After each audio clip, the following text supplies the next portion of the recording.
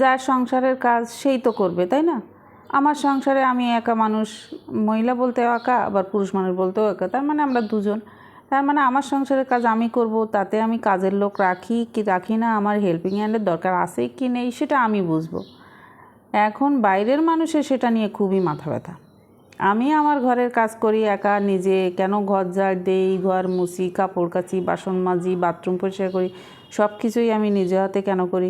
কাজের লোক কেন রাখি না? কাজের লোক রাখলে হয়তো কাজের লোককে বেতন দিতে হতো, সেই কাজের লোক না রেখে বেতনের টাকা জমিয়ে বড় লোক হব।